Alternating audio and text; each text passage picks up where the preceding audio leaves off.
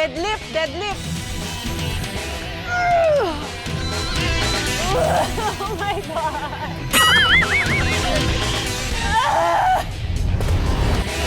Cara David? Ay! Ang hirap! Balance, balance. May isa pa dito. Tatakas ka, tatakas ka. Mahina lang pala akong humila. At Aramina. Oh, ayun, malaki. Ay, ito pa. Ay! Ang dami. Handa na ba kayo sa tambalang Karamina?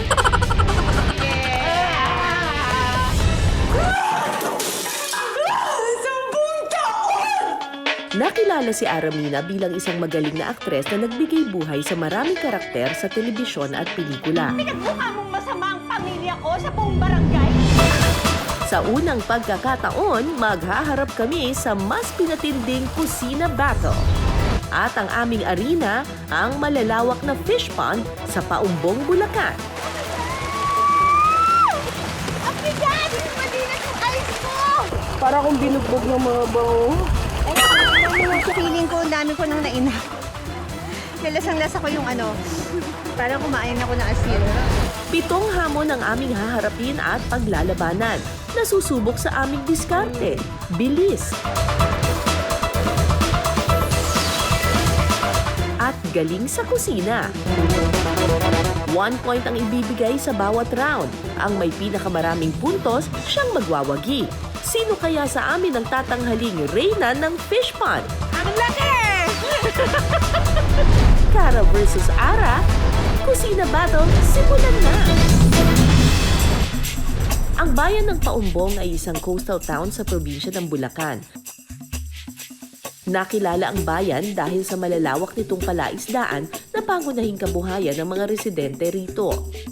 Umaabot sa halos 3,500 na ektarya ang mga pribadong palaisdaan o fish pond dito. Sa mga palaisdaang ito nagmumula ang mga sariwa at dekalidad na seafood na ipinagmamalaki ng bayan ng Paumbong. Welcome to Paumbong, Bulacan! Ang Paumbong, Bulacan kilalang-kilala sa mga malalawak nilang palaisdaan. Maraming iba't ibang mga uri ng isda na makukuha dito. Siyempre, hindi naman pwedeng ako lang ang lulusong, di ba? Ang hirap nun, ang dami-daming isda nun, hindi ko kaya yun ng mag-isa. So, nakahanap ako ngayon ng katuwang sa paglusong. Walang iba kundi Miss Aramina. Ang ganda-ganda ni Miss Ara, palulusukin lang po namin ngayong araw. Break ka muna sa aktingan. Break muna sa drama at saka sa actingan. Ibang drama ang gagawin natin ngayon. Baka talagang totoong drama. After lumublob. Ready ka na ba lumusong? Ready na yan! Ready na yan! Kusina Battle dito sa Paumbong, Bulacan kasama si Miss Aramina. Sirena ka muna ngayon. Sirena muna ako. Jezebel ang peg mo. Yes, dati akong Jezebel. Oh my God! Oo nga! Yeah. Dating Jezebel, bagay na bagay sa kanya tong challenge na to. Let's go! Isa sa mga pangunahing produkto ng Paumbong ang bangus. Pinalalaki sa loob ng 3 hanggang 5 buwan ang mga bangus bago ma-harvest. At tuwing harvest, karaniwang nasa 15 hanggang 20 katao ang nagtutulungan sa paghila ng lambat. At sa kanila ito sasalukin gamit ang mga crate. Yan lang naman ang unang challenge para sa amin ni Ara. Kayanin kaya naming lumusong sa daan-daang bangus na nagtatalunan pa? Ito po ang gagawin namin ni Ara. Look yan, fencing! Nangunguha po kami ng bangos! Hindi po kami magka-fencing. Pero kailangan namin protektahan ang aming mga kagandahan. Charot! Yan. Ganyan. Hindi kasi baka yung bangus umano sa mata. At kasama ko dito ang reyna ng banyera. Si Aramina. Pero syempre nakikita nyo naman, oh. Tingnan nyo. Mukhang may gera ng mga bangus doon. Nagtatalunan sila lahat. Delikado sa mga mukha namin. Ang ganda pa naman ni Ara. So, naglalagay kami ng helmet.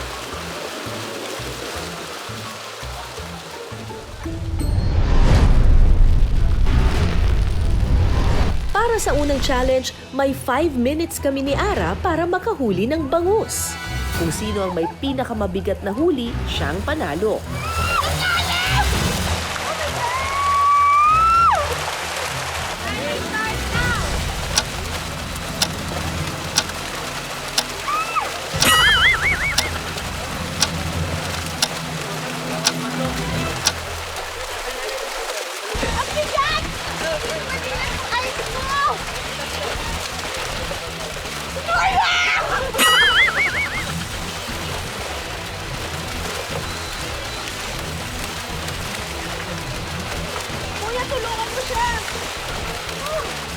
Unang hamon pa lang napasabak na agad sa paglusong si Ara.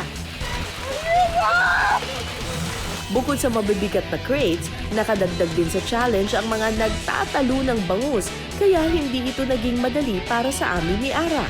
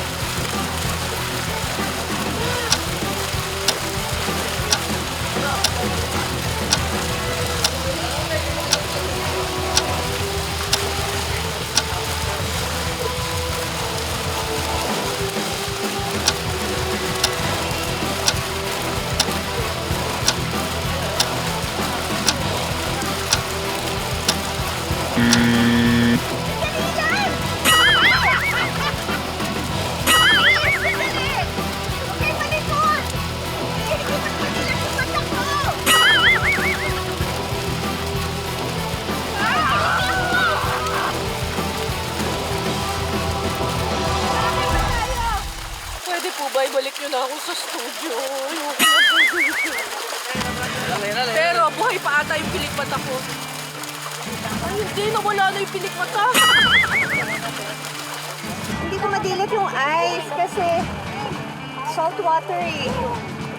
Saka feeling ko, ang dami ko nang nainom. Lasang-lasa ko yung ano, para kumain ako ng asin. Ayan o, kinanin ko. Ano, nagganito ka pa? Basa rin tayo. Para kung binugbog ng mga bango. Ang laki!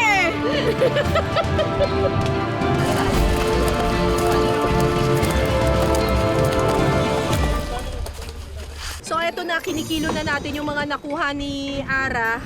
20, Parang ganun, 2018, 18, 20. 17, 17. Bumaba. Uy, ang lalaki nito oh. Oo, ang laki.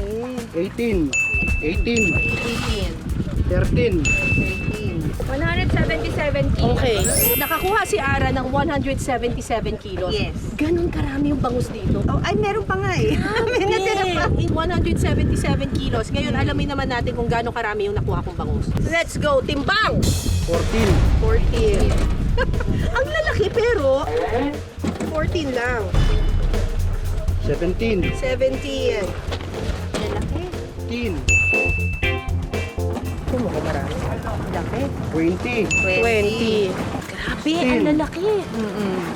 22, So, bangus diet tayo. Yun na nga eh. 16, 20, 19, Last, Last. 19, 19. 19. Okay. Ito na ang moment of truth. Sino kaya ang nakasungkit ng round 1?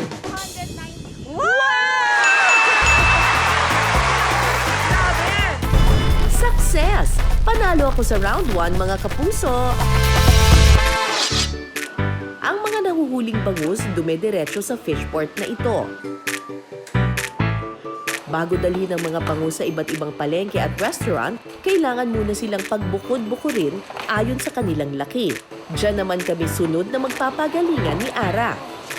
Ito yung mga nakuha nating mga bangus. Marami-rami ito. Pero yung mga bangus, may iba-iba siyang sizes. So, isosort namin ni Ara ngayon. Ito, ang tawag dito ay yung oversize. Tapos, ito ay primera Primera. klase. Yan, primera. Tapos ito yung tinatawag na segunda. Segunda. Oo, so medyo mas maliit siya. Tapos yung pinakamaliit, pangdaing. Daing. Oo, ito yung bubuksan nila tapos tatanggalin yung mga tinik Yes. at gagawing marinated May milk fish. Favorite ko Ako rin, yan. favorite ko. Oo, Pero lagi. mahirap magtanggal ng tinik. Correct. So ang gagawin namin ni Ara ngayon ay isosort ang lahat ng ito sa kanya-kanyang banyera. Okay? Para sa round 2, kailangan naming mailagay ang bangus sa tamang banyera batay sa size nito. Merong tig 5 o 6 na bangus sa bawat size category. Ang makapaglalagay ng tamang bangus sa kada banyera, mabibigyan ng 1 puntos. Ang may pinakamaraming puntos, siyang mananalo. Itatapon lang. Ay, kawawa. Feeling ko pandaing to. Pangdaing. Madali yung mga oversized.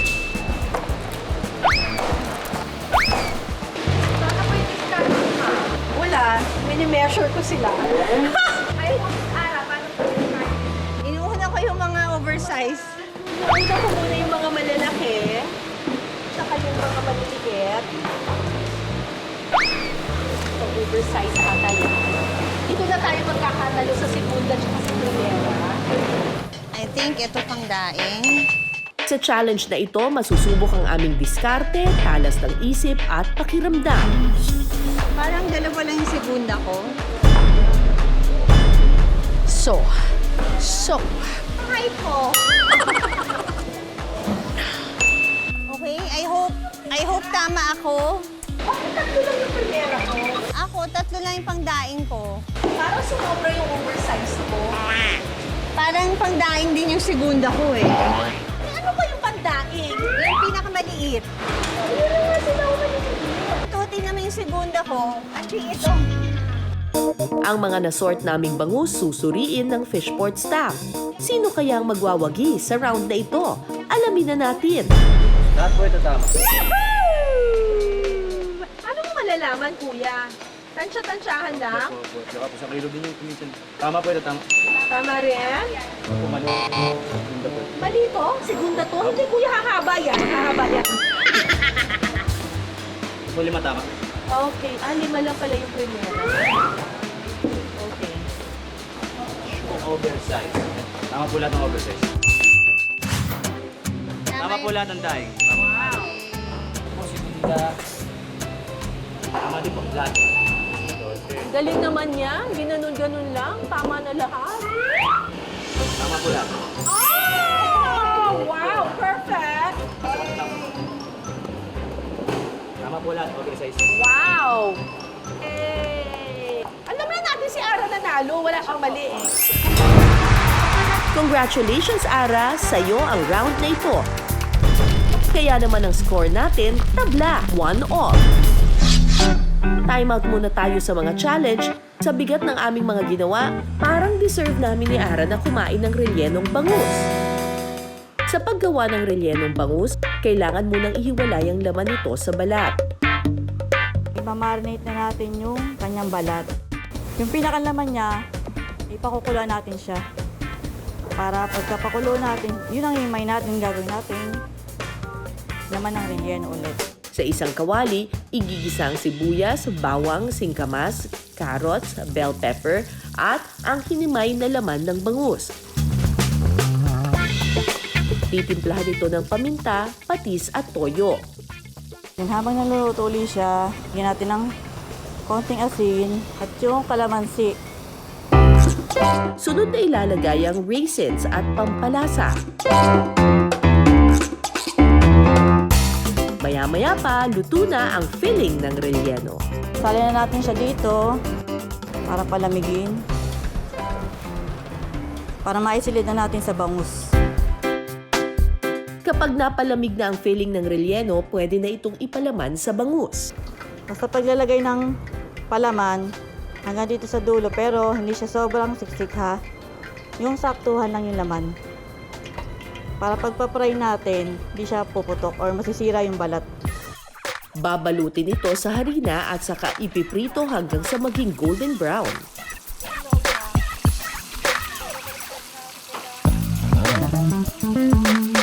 Mga kapuso, luto na ang rellenong bangus. Kanina, nung nanghuhuli kami ng bangus ni Ara, lagi niyang sinasabi, hindi bale, kakain din tayo ng rellenong bangus mamaya. Yun na lang talaga yung tumatakbo sa isip namin eh. Itong hirap na to, may reward kaming rellenong bangus. At eto na ang ating reward. Ito na siya. Tikman na natin. Try na natin. Ako, ang favorite ko yung bandang Bandang? chan. Gusto ko yung bandang chan kasi nandun yung tabak niya. Yan.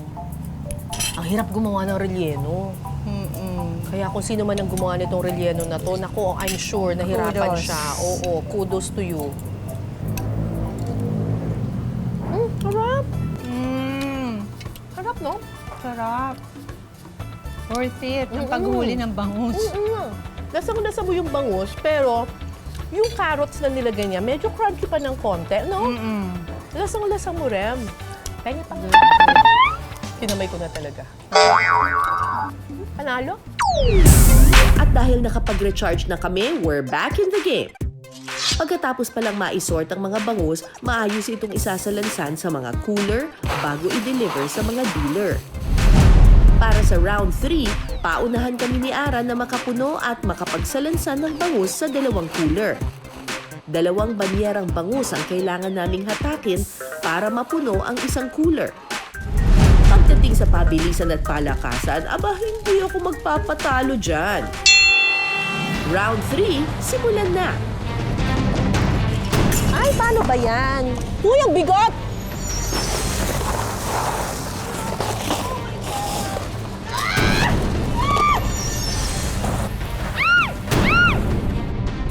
Dami.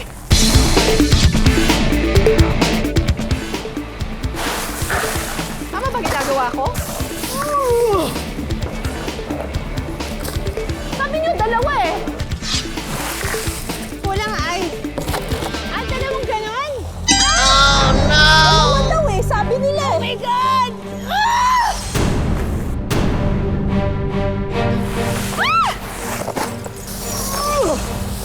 Teka, hindi na kakasya. Bala na.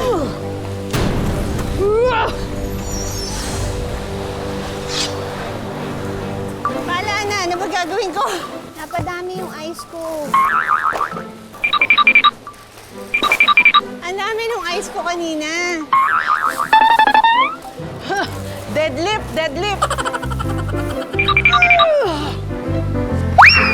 Pagsamahin ko na lang dito lahat. Pwede ba yun?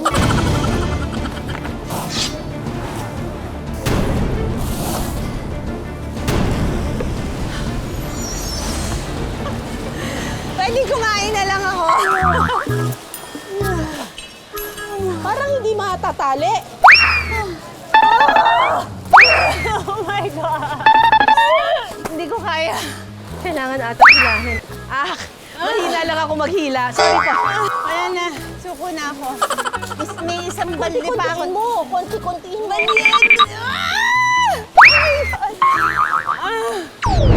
Success! Nakabawi ako sa round 3. Ay, salamat. Tapos na.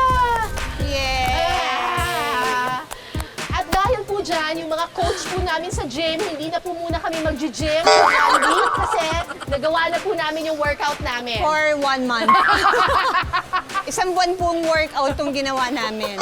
At saka fish diet kami. Hindi kumpleto ang kusina battle kung walang cook-off. Maglalaban kami ni Ara sa pagluluto ng bangus bistek. Ang iluluto namin ngayon ay bangus na bistek. Yeah. Marunong ka magluto nun? Ngayon ko lang siya gagawin. Ako rin. Marunong ako kumain ng ganun. Nakatikim na ako. Kasi usually yung Beef steak. Baka pareho lang din, ano? parehas lang din. O, sige. Let's do it! Bahala na, pose. Ay, bakit may harina? Wait!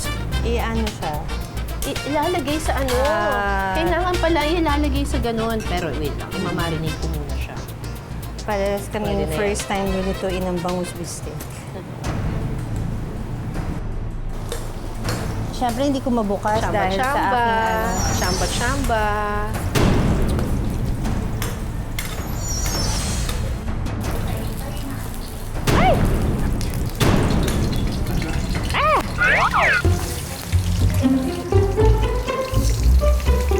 Ilang years ka nag-aral ng culinary? Short course lang.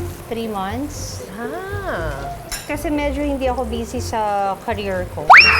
Oh. Naghanap ako ng gagawin ko. And then after 3 months of Asian culinary, nag-ano ako ng pastry class. 3 months din. Ay, dumikit na yung balat. Baka maging fried chicken to, fried bangus to ang ginagawa ko. I-fry natin siya talaga. Oo, kasi di ba, maglalasog-lasog kapag... Actually, ito nga naglasog-lasog na. Ano? Chop-chop ko na siya.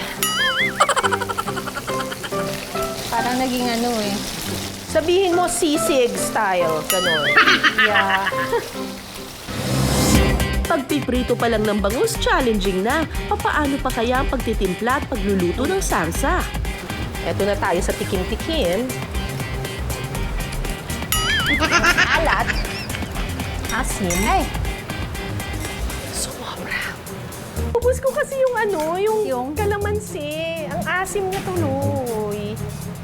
Lalagyan ko ng ano, asukal. soy sauce. Soy sauce. Na may kalamansi. Na, Ano, may kalamansi na? yeah, tapos na may sugar. Parang naaasiman ako na naaalatan.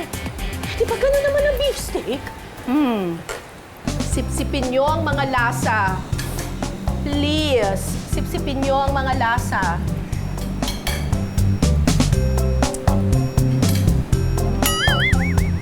Parang ano siya, nasisira. Huwag kayong masira, pinaghirapan ko kayo. No. Ako, ano na siya, parang sisig.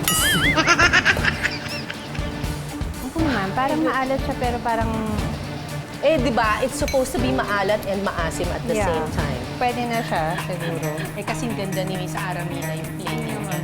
Di bale. Kasing sarap ko naman. Pinasarap. At eto na po, luto na ang aming bangus bistek. Good luck na lang sa kakain. Damihan nyo ng kanin. Pagkatapos ng bakbakan sa kusina, tikiman time na! Ang criteria for judging, 80% lasa, 20% plating, for a total of 100%. At ang ating mga hurado, mga local cook ng Paumbong, Bulacan, ang judging via blind tasting. Pagkatapos ng bakbakan namin ni Ara sa kusina, oras na para husgahan ang aming mga niluto. Kaninong bangus bistek kaya ang mananalo sa panlasa ng ating mga hurado? At ngayon, ang titikman naman ng ating home cooks ay ang bangus bistek. Okay, dig in. So parang beef steak ito, pero bangus ang ginamit. Kayo naman po mauna, Ma'am Rosie. Masarap naman siya, malinamnam na medyo Maalat. Okay.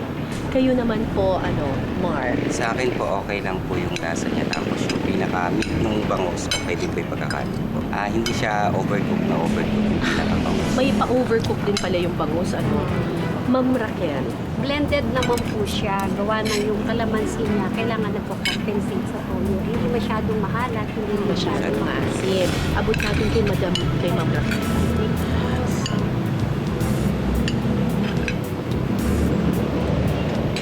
Nakakaba pala yung ganito. Oo nga.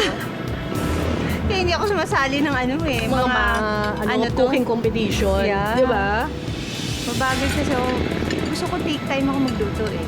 Hindi, tsaka nakakapraning yung yung parang May oras. may ganun, tapos biglang, oh my gosh. Diba? Nakakaloka. Sige, Ma'am Raquel, kayo po. I would prefer this one. Mas masarap nito. Masarap din ito, pero mas malapad. quality. Wow! Mas quality. Bakit po? Lutong-luto yung toyo niya. Tapos yung nagko-compensate din po yung kalamansi. Ito kasi medyo malapit din. Sa basic na bangos. Toyo kalamansi lang po talaga. Kayo po, Ma'am Rosie. Sa akin, mas gusto ko rin ito. Kasi po, Okay yung linamnam niya, pati yung kalat. Nagustuhan ko. kayo po, Mark. Same din po, ma'am. Ito rin po. Kasi yung pinaka-sauce niya kumapit mo sa laman nito. Ayun. Okay. Nakabawi si Ara, panalo sa hurado ang kanyang luto. At dahil dyan, after 4 rounds, it's a tie. Grabe, dikitan talaga ang laban. Sa susunod na linggo, mas matindi at mas challenging pa ang mga hamon. At mas pinasarap ang mga lutuin. Iba't ibang laman dagat ang aming susubukang hulihin. Ang hirap. Wait lang. Balance. Susubukan din naming magtali ng alimango. Kaya mga alimango, please be kind. Huwag nyo kaming sipitin. Huwag kang gumising! Humihinga-hinga na to! At syempre, hindi mawawala ang cook-off. Walang bibitiw dahil painit ng painit ang laban sa Kusina Battle Fish Pond Edition. Magandang gabi, ako po si Cara David. Ito ang Pinas Sarap.